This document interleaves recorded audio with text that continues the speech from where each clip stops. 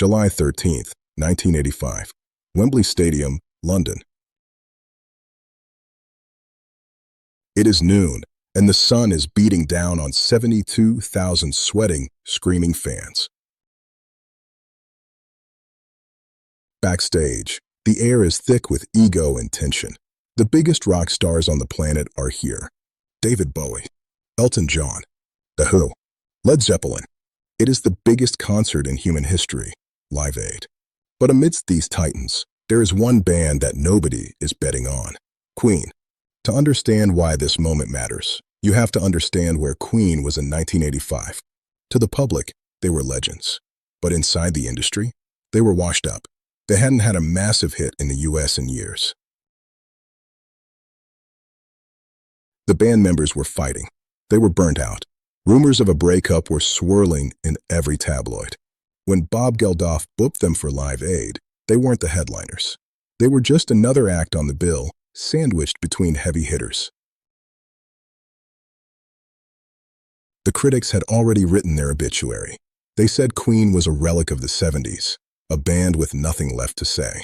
But as Freddie Mercury walked up the ramp to the stage that afternoon, he knew something the critics didn't. He knew that this wasn't just a charity concert. This was a war for the throne, and he had brought a weapon that no one else had.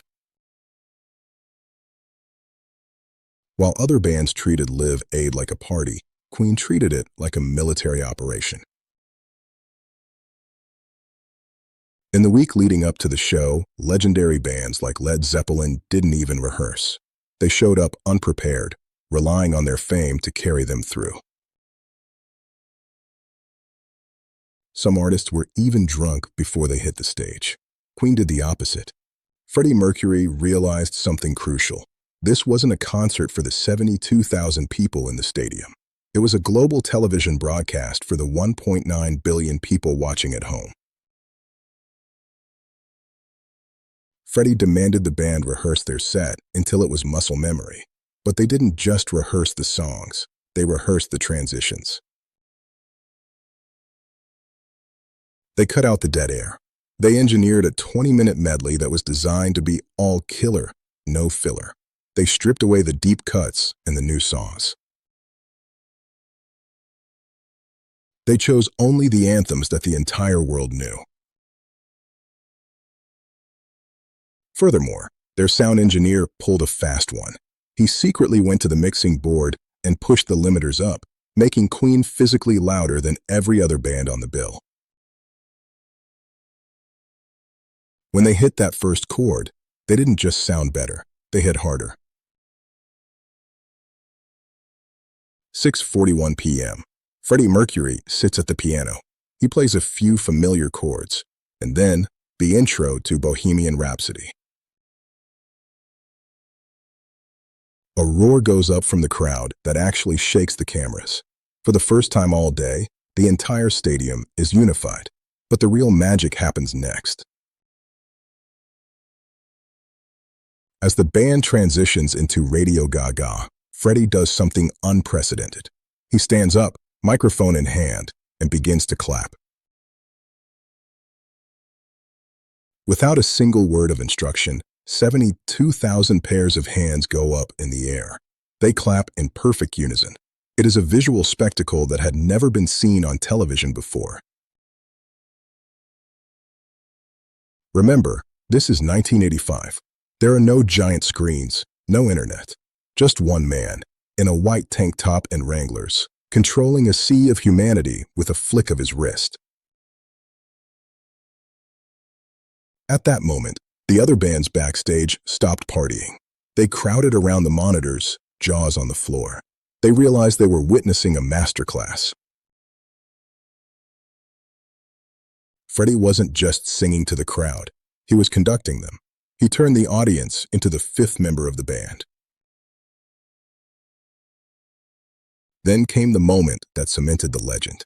The I.O. In the middle of the set, Freddie stops the music. He sings a vocal run and asks the crowd to repeat it.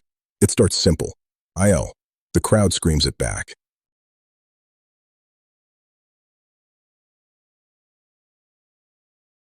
He goes higher. They follow. He goes longer. They hold the note. Then, he hits a note of impossible complexity, a vocal run that defies physics. The crowd laughs, knowing they can't match it, but they try anyway. This wasn't just a vocal warm-up. This was a power move. It was Freddie proving that he had the crowd in the palm of his hand. He was fearless. While other frontmen were shrinking under the pressure of the global broadcast, Freddie was expanding. He was prancing, posing, and owning every inch of the massive stage. He made the stadium feel like a living room. By the time they launched into Hammer to Fall, the energy was nuclear. The camera operators were so mesmerized they almost forgot to switch shots. Queen was playing with a ferocity that made every act before them look tired, and every act after them look terrified. The set closes with the 1-2 punch of "We Will Rock You" and "We Are the Champions." By now, the victory is absolute. As the final chords ring out and Freddie says, "Thank you, good night," the world has changed. In just 20 minutes, Queen hadn't just saved their career, they had stolen the entire event. The aftermath was immediate. While other bands saw a small bump in sales, Queen's albums shot back up the charts worldwide. The press, who had called them washed up days earlier, were now calling them the kings of rock. Elton John famously found them backstage and jokingly shouted, "You bastards, you stole the show," and he was right. Live Aid had a lineup of legends, but history only remembers one performance. On July 13th, 1985, Queen stepped onto the stage as underdogs and walked off as immortals. They proved that you don't need lasers or costumes or gimmicks. You just need 20 minutes and the will to be the champion of the world. Thanks for watching this journey back to 1985. If you enjoyed this documentary, hit that like button and subscribe for more legendary rock history.